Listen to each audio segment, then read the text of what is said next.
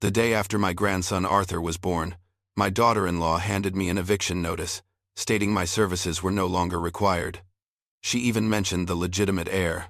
The cruelty chilled me, but a hidden strength stirred within. They didn't know about the fortune my late husband left me. This isn't just my story. It's a testament to resilience.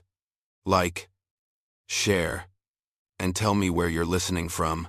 The scent of newborn hung heavy in the air, a sweet balm that, only hours ago, had filled my 72-year-old heart with a joy so profound it felt like a second spring. Arthur, my grandson, a tiny bundle of perfection, had arrived yesterday. A beautiful new chapter. I had spent the night in a haze of happiness, making sure Serafina, my daughter-in-law, was comfortable, bringing her tea, checking on the baby. This morning, I was still basking in the glow of new life, tidying the kitchen while Serafina rested. That's when she came in, her smile a thin, cold line that didn't quite reach her eyes. She held a crisp, white envelope in her hand. Not a congratulatory card. I instinctively knew. "Eleanor," she began, her voice devoid of warmth. "We need to talk." My heart gave an uneasy lurch. There was a formality in her tone that was deeply unsettling. She extended the envelope. "This is for you." My fingers trembled slightly as I took it. It was an eviction notice. My gaze shot back to Serafina, who stood there, arms crossed, the cold smile still playing on her lips. "The legitimate heir has now been born," she stated, her voice chillingly calm. "And your services are no longer required." My breath hitched in my throat. Services? 43 years of motherhood, of dedication, of sacrifice, reduced to mere services. The word stung, a cruel lash across my very being. I had given birth to Daniel in this house, raised him within these very walls. This wasn't just a house, it was the sacred keeper of my memories, my life's work. "I don't understand," I managed, my voice a frail whisper. "Services?" Serafina's smile tightened. "You've been living here rent-free for 2 years. Eleanor, since George passed, Daniel and I, we need the space now. With Arthur here, our needs have expanded. It's only practical." She gestured around the spacious kitchen, implying that my presence was an unnecessary luxury. "Daniel?" I asked, my voice gaining a desperate edge. "Does Daniel know about this?" A flicker of hope, however faint, stirred within me. Surely my son wouldn't stand for this. Serafina's eyes held mine, unwavering. "Of course, he knows. We discussed it. He agreed. This is what's best for our family now." The words hit me like a physical blow. Daniel, my Daniel, the boy I had nurtured, protected, and loved unconditionally. He had agreed to this. The betrayal twisted in my gut. "But I help," I pleaded, gesturing vaguely.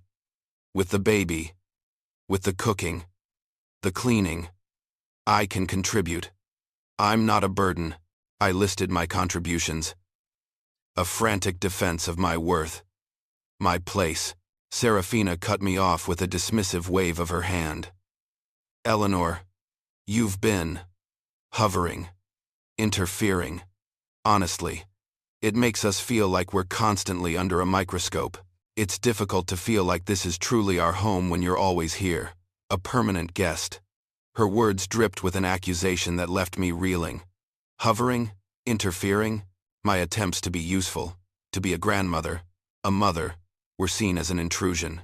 I looked around the familiar kitchen, the sun streaming through the window, illuminating dust motes dancing in the air. I remembered George, my late husband, in this very room, laughing as he taught a young Daniel how to scramble eggs. This house held the echoes of our life, our love. "This was our home," I said, my voice thick with emotion. "George and mine. We raised Daniel here." Serafina's expression hardened. "George is dead, Eleanor. And Daniel is a grown man with his own family now. This is our family. Our home." The finality in her voice was absolute. Cutting through any lingering illusions I might have held, she set a firm deadline. You have 30 days to vacate the premises. We've been more than generous allowing you to stay this long, considering you never really belonged here anyway." With that parting shot, she turned and walked away, leaving me alone in the silent kitchen. The eviction notice clutched in my trembling hand. I sank into a chair, the words echoing in my mind. Never really belonged here anyway. It was a sentiment that had always been subtly present, a quiet undercurrent beneath Serafina's polite facade. But to hear it stated so bluntly, so cruelly, was devastating. The house, once a sanctuary, now felt like a prison from which I was being forcibly ejected. The initial shock gave way to a cold, burning anger, laced with a profound sense of loss. My son, my own flesh and blood, had betrayed me. His silence, his agreement, was a wound deeper than Serafina's callous words. Since George's death 2 years ago, my life had become a quiet routine, anchored by the familiar comforts of this home and the presence of my son and his wife. Now, even that was being stripped away. But as I sat there, the helplessness began to fade, replaced by a spark, a flicker of something I hadn't felt in a long time. Defiance. They thought I was a burden, an unwanted fixture, easily discarded.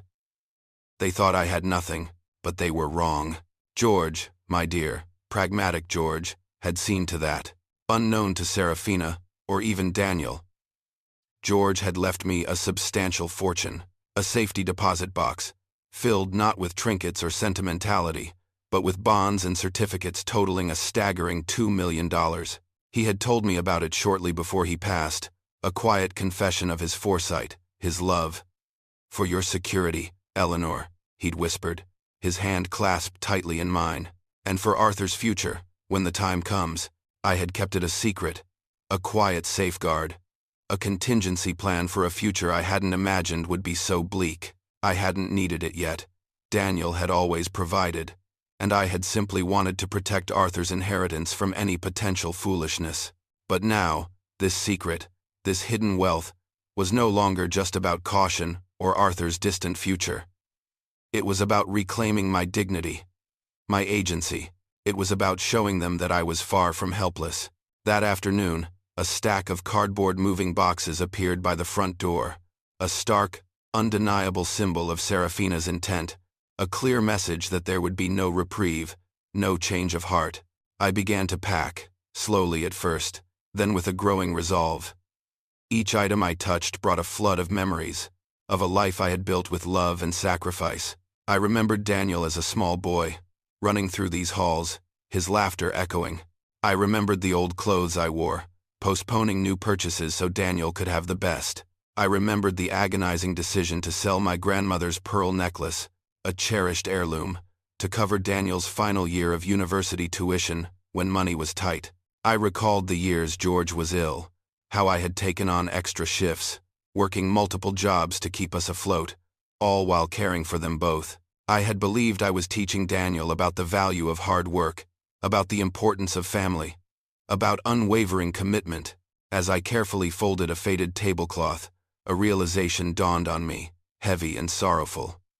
I had thought I was preparing him for life, equipping him with values. Instead, it seemed, all I had really taught my son was that a mother's sacrifice comes without expectation, and can, ultimately, be easily forgotten.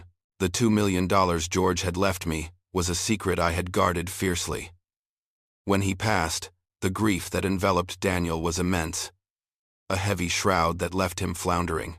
He was only 43, still finding his footing in a career that had always felt secondary to his passion, and now he was burdened with supporting Serafina, who had expensive tastes and no real desire to work. I saw his struggle, the worry etched on his face, the way he tried to stretch every dollar.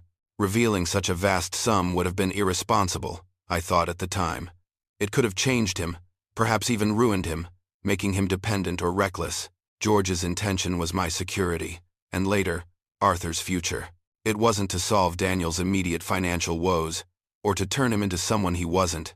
So, I kept silent, and accepted Daniel's offer to move into what had always been my family home.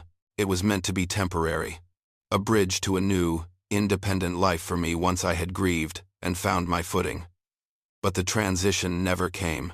Serafina wasted no time asserting her control, subtle at first, then increasingly overt. Within weeks, the house, once filled with the comforting echoes of George, began to transform. His cherished study, a room he had meticulously organized with his books and papers, was summarily cleared out to make way for Serafina's new yoga space. My own sentimental items, a collection of antique thimbles from my grandmother, a framed photograph of George and me on our honeymoon, found their way into dusty corners, then eventually into boxes in the garage, marked for donation. I became a ghost in my own home, a silent observer of Serafina's reign.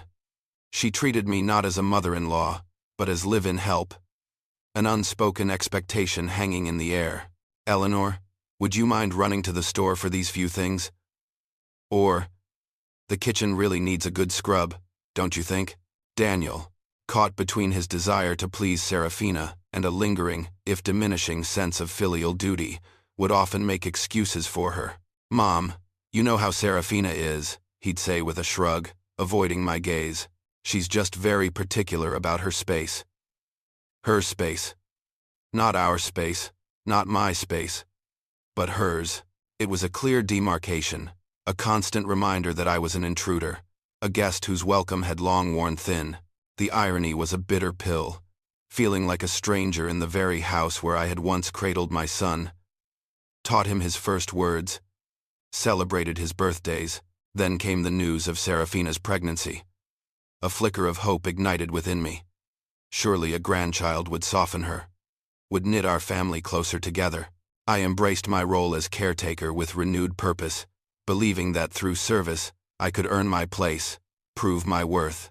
I was there for every bout of morning sickness, cooking bland, comforting meals. I drove her to countless doctor's appointments, listened patiently to her complaints, and even rubbed her swollen feet. I meticulously prepared the nursery, stitching tiny blankets and painting whimsical murals, pouring all my untapped maternal love into every detail. But my hopes were quickly dashed. Serafina used the pregnancy not as a bridge, but as a weapon. Each discomfort, each need, became a justification for her increasing demands and a reason to push me further to the periphery. We need stability now, Eleanor, she'd declare, her hand resting protectively on her growing belly. No interference, just a calm, harmonious environment for the baby. The phrase, "no interference," became her mantra, whispered to Daniel, aimed pointedly at me. Daniel, perpetually exhausted from his demanding job and eager to avoid conflict, would simply nod, his silent acquiescence a wound that festered within me. He had become a shadow of the strong-willed boy I had raised, now bending to Serafina's every whim, without critical thought. The night before Arthur's birth arrived with a flurry of excitement. Serafina's contractions had begun, and we rushed to the hospital. My heart hammered with anticipation. I imagined being there, a comforting presence, witnessing the miracle. But as we checked in, Serafina turned to me, her face pale, but her voice firm. "Eleanor, thank you for bringing us, but from here, it's just immediate family in the delivery room." My heart sank. "Of course," I said, trying to mask my disappointment. "I understand," but then she added, "My mother will be joining us shortly. She's flying in." Her mother, who lived 3 states away, was immediate family. But I, the paternal grandmother, who had lived under her roof and cared for her for months, was not. The sting was sharp and deliberate. I spent the next 14 agonizing hours in the sterile, fluorescent-lit waiting room, each tick of the clock amplifying my isolation. I watched other families celebrate, heard joyous cries, and felt a profound ache of exclusion. When, finally, Daniel emerged, his face beaming, and led me to the nursery window, my breath caught. Arthur. He was so tiny, so perfect. Holding him for the first time, a rush of pure, unadulterated love flooded me, a primal connection that transcended all the pain. In his innocent face, I saw George, a glimpse of my past, a promise of a future. For a fleeting moment, everything felt right, but even as his soft skin touched mine, a cold certainty settled in. This moment of pure joy, this connection, Serafina would never let it last.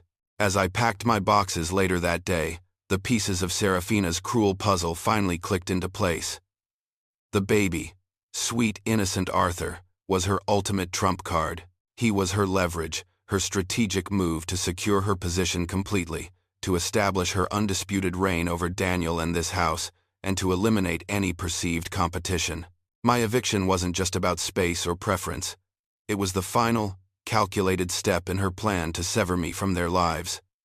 To ensure that her family, and only her family, held dominion. The apartment I found was in a part of town that felt forgotten, tucked away behind a bustling main street. It was small, a single bedroom with a cramped kitchen, and a living room that smelled faintly of stale cigarettes and desperation. The wallpaper peeled in one corner, and the linoleum floors bore the scuff marks of countless forgotten lives. It was the kind of place, I realized with a pang, where a 72-year-old woman, discarded and alone, might simply disappear quietly, her existence fading into the anonymity of urban sprawl. I paid the first and last month's rent in cash, drawing from the carefully constructed checking account that mirrored the paltry savings of a struggling widow. It was part of the charade, the quiet camouflage of a woman with nothing, a stark contrast to the $2 million resting securely in George's safety deposit box. Moving day was a blur of exhaustion and loneliness.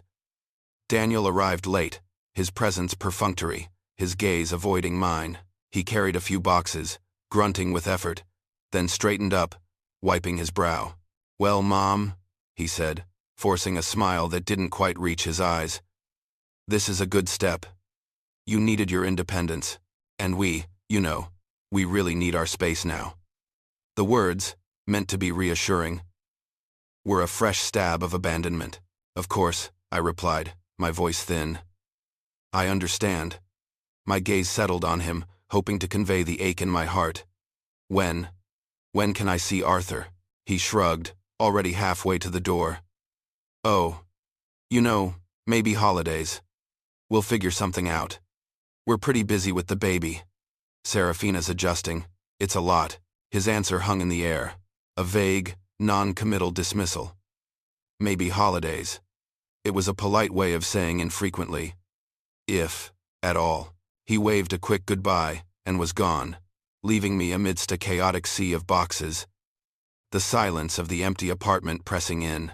The first month in the apartment was a desolate landscape of silence. The television hummed constantly, a futile attempt to fill the void that echoed through the small rooms. I missed the gentle rhythm of a household, the background noise of life, even Serafina's demanding voice. The quiet was a tangible weight, heavy and suffocating. I called Daniel twice a week, on Tuesdays and Fridays, trying to maintain some semblance of connection. Each conversation felt forced, a stilted dance around the unspoken distance between us. He'd offer brief updates about Arthur. "He's eating well. He slept through the night," but never inviting me over, never suggesting I come to visit. I longed to hear Arthur's cries, to feel his tiny hand grasp my finger. But the opportunity never arose. One Tuesday, I called as usual. Daniel answered, his voice sounding rushed. As he spoke, I heard a distinct, crisp voice in the background. Serafina's. "Daniel, darling, are you going to leave those Chanel bags downstairs all night? They need to be brought up." My hand tightened on the phone. Chanel bags. The words replayed in my mind. Daniel was a construction foreman, a respectable job, certainly, but his salary didn't stretch to luxury brands like Chanel. He was a steady earner, but not wealthy. A single Chanel bag could easily cost thousands of dollars. The thought lingered. A tiny, unsettling seed of suspicion taking root. A few days later, a sudden, inexplicable urge prompted me to drive past my old house, the house that was once my home. It was a pilgrimage, a painful reminder of what I'd lost. As I slowly drove by, I saw it, a gleaming cherry-red BMW, parked prominently in the driveway. It wasn't Daniel's modest, sensible Honda. My heart skipped a beat. Whose car was that? My curiosity, once a dormant ember, now flared into a small flame. The next afternoon, I followed my intuition. I drove to the local high-end shopping district, a place I rarely frequented, and parked discreetly. It wasn't long before I spotted her. Serafina, her figure svelte again after giving birth, emerged from a high-end boutique, her arms laden with shopping bags from designers I recognized only from glossy magazine spreads. She spent hours, flitting from one luxurious shop to another, emerging finally with a dazzling pair of diamond earrings glinting at her ears, catching the afternoon light. It was an extravagant display, a stark contrast to the struggling widow persona I had been forced to adopt. That very evening, Daniel called me. His voice sounded weary, strained. "Work's been tough, Mom," he sighed. "Really tough. We're working 10-hour days just to make ends meet. It's a grind." I felt a knot tighten in my stomach. 10-hour days to make ends meet? While Serafina was dripping in diamonds and Chanel? The disparity was jarring. I chose my words carefully, trying to sound casual. "Oh, Daniel, that's awful. Is Serafina managing all right with the baby alone then? It must be a lot for her if you're working such long hours." He immediately jumped to her defense, his tone sharp. "She's exhausted, Mom. Completely exhausted. But she deserves nice things. She's been through a lot with the pregnancy, and now with Arthur, she's a wonderful mother.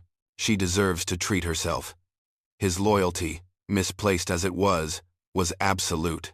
He couldn't see the glaring contradiction, or perhaps he chose not to. Over the next few weeks, my casual observations turned into deliberate vigilance.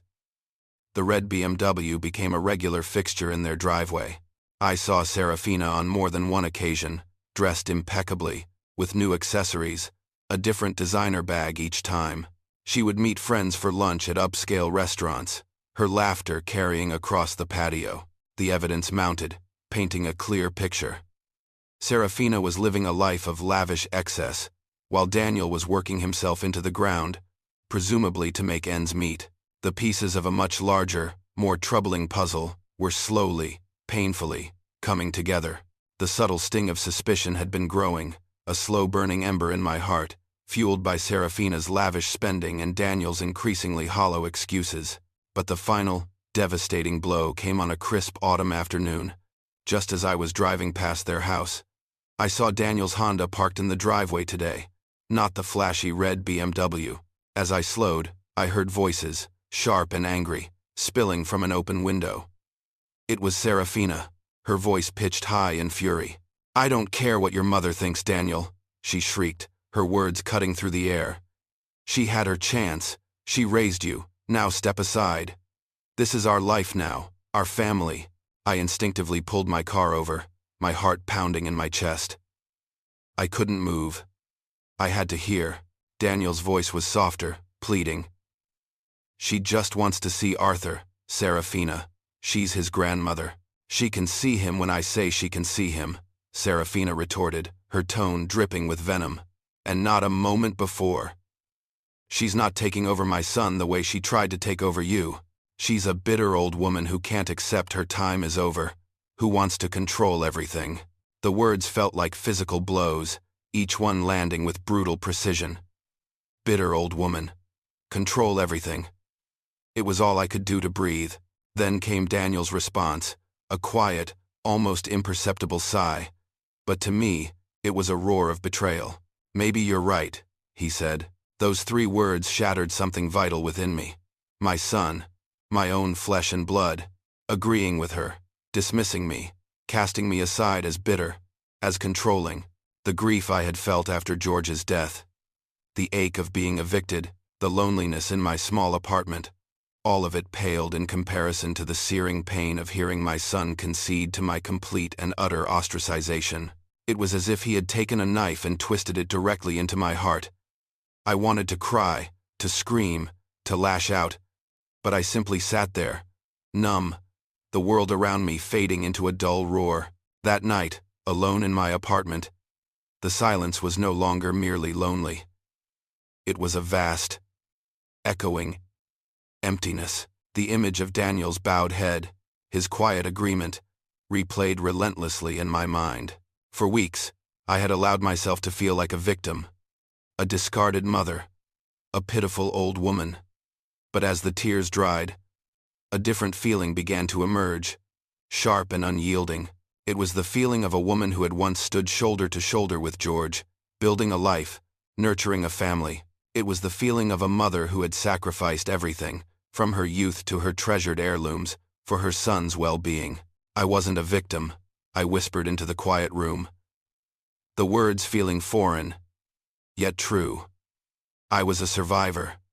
George had taught me resilience. Motherhood had taught me tenacity. And now, I would draw upon every ounce of that strength. This wasn't just about me anymore. This was about understanding why Daniel, my son, had changed so profoundly. It was about protecting what remained of my family, and if necessary, reclaiming what was mine. The next morning, with a newfound resolve, I picked up the phone and dialed the number for Henderson Private Investigations, a name I'd seen advertised discreetly in a local paper. "I need to speak to someone about a personal matter," I stated, my voice steady despite the tremor in my hands. A gruff but kind voice answered. "Detective Miller." "At your service." I found myself sitting across from a man with keen, observant eyes and a salt and pepper mustache that gave him an air of seasoned wisdom. He listened patiently as I recounted the story. Serafina's sudden, unexplained wealth, the gleaming red BMW, the Chanel bags, her lavish shopping sprees, all juxtaposed against Daniel's narrative of making ends meet. I explained my eviction, the cruelty of it, and the final, heart-wrenching conversation I had overheard. When I finished, Detective Miller leaned back in his chair, a thoughtful expression on his face. "Mrs. Eleanor," he began, his voice calm. "This sounds like a deeply painful situation. May I ask, what is your ultimate goal here? Is this about revenge, or is it about protecting your son?" I paused, considering his question. "I want to protect Daniel," I admitted, my voice catching slightly. "I truly do. I can't believe he simply turned into this stranger, but I also want to understand. I need to know why. And if Serafina is involved in something illicit, I want it brought to light." Detective Miller nodded slowly. "The unexplained wealth, the lavish lifestyle. While your son claims to be struggling, it doesn't add up." He tapped his pen against a notepad. "There are a few possibilities, but one that often arises in cases like this, especially with such a dramatic shift in spending habits, is that Serafina might have a benefactor, someone other than your son." The words hit me with the force of an electric shock. A benefactor, someone else. It was a thought that hadn't fully formed in my mind, too painful to contemplate. Yet now that it was spoken aloud, it felt terrifyingly plausible. It explained so much. A fresh wave of emotions washed over me. Anger, confusion, and a strange, cold clarity. "I want to know everything, Mr. Miller," I said, my voice firm, all traces of the bitter old woman gone. "I want you to dig as deep as you can. Leave no stone unturned." I pulled out my purse, retrieved my other debit card, and handed it to him. "Here's a retainer. $1,500. It was drawn from the very account George had set up. The account that held the $2 million. A powerful symbol of my newfound resolve. Detective Miller took the card, his eyes appraising me. "Mrs. Eleanor, the truth can sometimes be very difficult to hear. It might hurt more than you anticipate." I met his gaze, my own eyes hard. "Mr. Miller," I replied, my voice steady. "I've already been hurt. Now I want the truth. If you're gripped by Eleanor's story and wondering what shocking truth she's about to uncover, then don't go anywhere.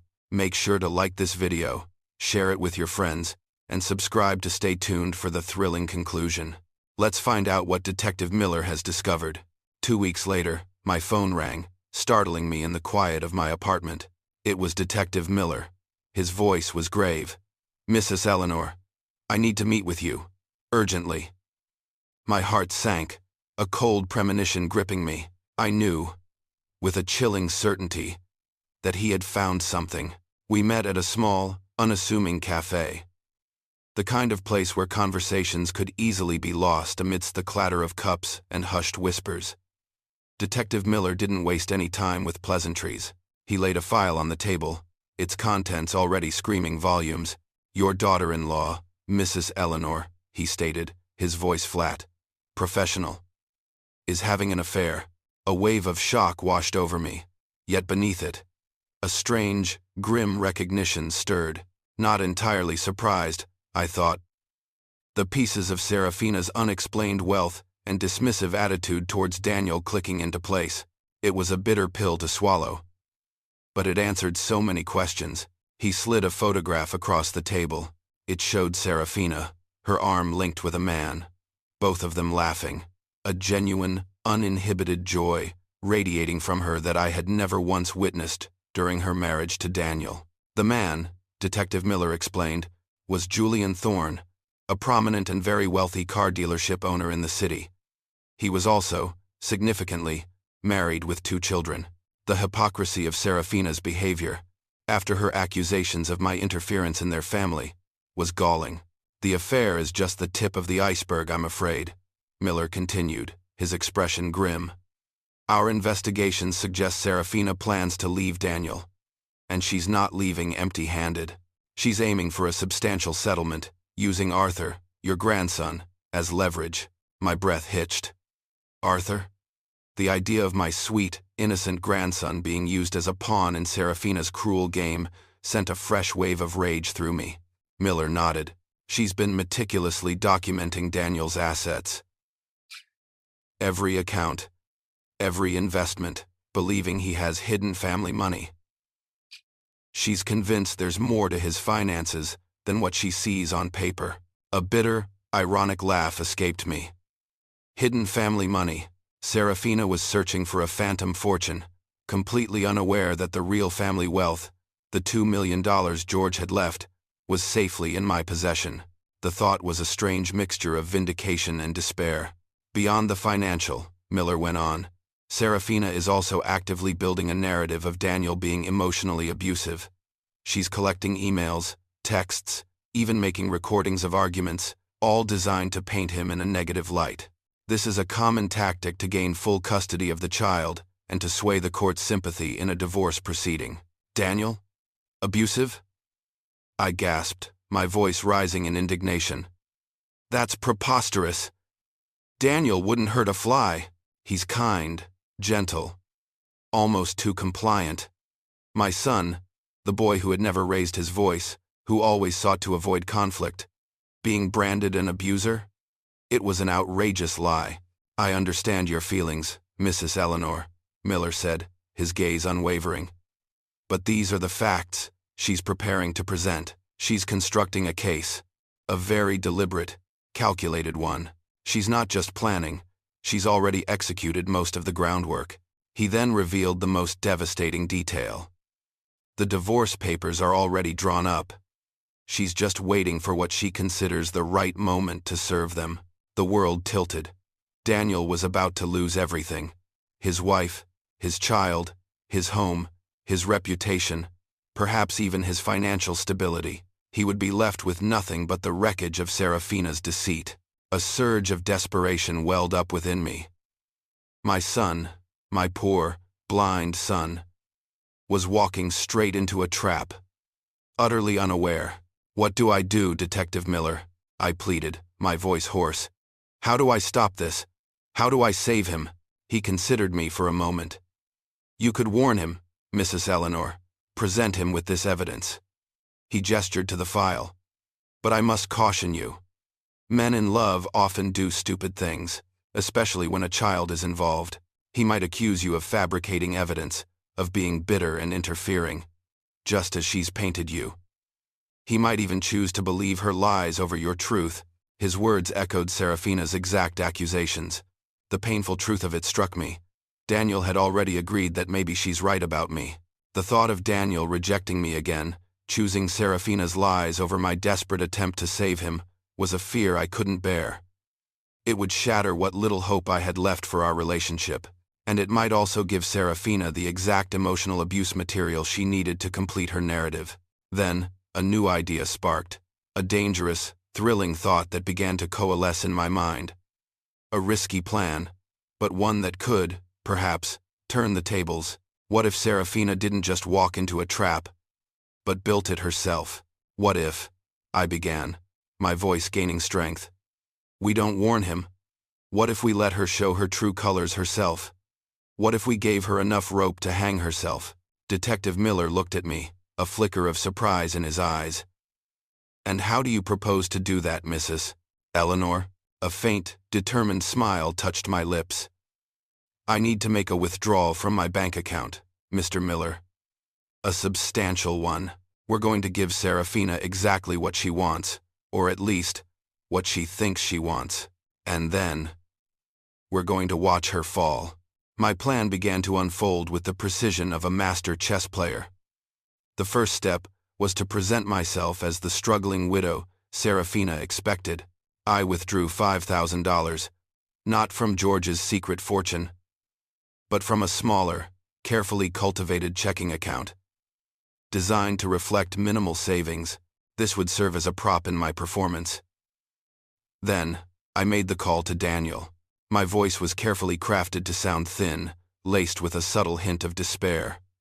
Daniel, I began. I'm calling about the rent. It's getting harder than I thought. I was wondering if you could help out, just for a month or two. Or maybe Serafina knows some friends who need a little cleaning help. Anything to make ends meet. As expected, it wasn't long before Serafina's number flashed on my phone. Her voice, sweet as honey yet edged with a barely concealed smirk, offered her help. Eleanor, darling, she cooed. I heard you're in a bit of a bind. I do have a few friends who need someone trustworthy for cleaning. Why don't we meet at Cafe Luna tomorrow? I can introduce you. The triumph in her voice was palpable. She truly believed she held all the cards. The next day, I meticulously prepared for my role. I dug out the oldest, most worn clothes I owned. A faded cardigan, trousers with a slight sheen from too many washes, no makeup, my hair pulled back severely. In the mirror, I practiced looking defeated, shoulders slumped, eyes downcast. I wanted to embody the bitter old woman she so readily dismissed, but beneath the facade, my resolve was rock solid. At Cafe Luna, Serafina sat surrounded by her equally chic friends, Clara and Vivian, their perfectly coiffed hair and designer handbags a stark contrast to my carefully cultivated appearance. Their eyes, though feigning sympathy, gleamed with condescension. Serafina treated me with an air of false pity, her words patronizing.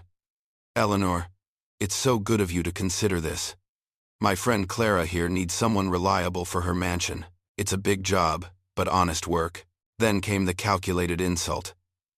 We can offer you $15 an hour, she said, naming a rate well below minimum wage, and of course, we'll need a $200 security deposit, just to, protect against any unforeseen incidents. We trust you, of course, but it's standard procedure. I feigned panic, my voice trembling. $200? I don't have that kind of money, Serafina. I'm barely making rent. The act was convincing, my performance fueled by genuine hurt. Serafina's smile widened, a predatory gleam in her eyes. She was enjoying my desperation, savoring her perceived victory. Oh, poor Eleanor, she sighed, exchanging knowing glances with her friends. Well, perhaps we can help. As family. She then slid a document across the table. I've drafted a promissory note, a family loan, if you will. I can lend you $250, with a small 25% interest, repayable within 3 months. That covers the deposit and gives you a little extra for emergencies. The terms were usurious, predatory, a blatant exploitation of my supposed vulnerability. It was a thinly veiled trap, designed to keep me indebted and humiliated. I stared at the document, my hand shaking slightly as I reached for the pen. This was it. The proof I needed. With a deep breath, I signed the prepared note, letting Serafina believe she had truly triumphed, that I was completely at her mercy. As I walked out of the cafe, leaving Serafina and her friends to their triumphant whispers, a slow smile spread across my face. Hidden deep within my worn purse, a tiny digital recorder had captured every single cruel word, every calculated act, every condescending tone. I had definitive proof now, not just of her affair and her malicious intent, but of her true character, laid bare for Daniel to finally see. 3 weeks later, the phone rang again. It was Daniel, and his voice was broken, ravaged by pain. "Mom," he choked out, "she's leaving me. Serafina, she's filing for divorce. She's claiming I was emotionally abusive, and she's taking Arthur. She wants everything. The house, my savings. She even said something about hidden assets that I apparently have." My heart ached for him, but this was the moment. "Daniel," I said, my voice gentle but firm, "listen to me very carefully. You are not alone. I know everything." Slowly, carefully, I told him the truth. I revealed Serafina's affair with Julian Thorne, the details of her meticulously planned divorce, the false accusations of abuse, and her cold, calculated intention to take Arthur. I sent him the photographs Detective Miller had gathered, undeniable proof of Serafina's infidelity and her carefree happiness with another man. Then, I played the recording from Café Luna, letting him hear Serafina's venomous words, her cruel laughter, her predatory loan. The silence on the other end of the line was deafening. When he finally spoke, his voice was a whisper, laced with disbelief and profound shame. "Mom, I can't believe it. All this time. There's more, Daniel," I continued, my voice steady. "Remember George's will? He didn't just leave you the house. He left me something too. $2 million, in a secret account. I kept it hidden, not out of malice, but to see who you would become, to ensure Arthur's future was truly secure." Daniel broke down then, a guttural sob tearing from his chest. "Mom," he wept, "I am so sorry. For everything. For letting her treat you like that. For not seeing." "It's all right, my dear," I said, my own eyes welling up. "We'll get through this. Together." I outlined our counterplan. We would let Serafina proceed with her divorce filings, letting her overplay her hand. Then, armed with irrefutable evidence, the affair, the financial exploitation, the abuse narrative she herself had created and documented, we would expose her in court. The $2 million would be transferred into a trust for Arthur, ensuring his financial security, unattached to either Serafina or Daniel directly, protected from her greedy grasp.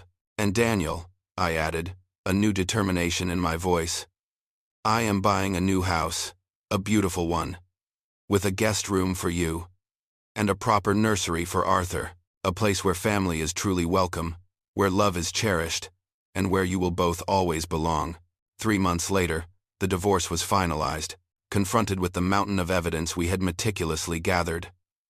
The photographs of her affair, the recordings of her schemes, the predatory loan document, and the clear disparity in her lifestyle versus Daniel's reported income.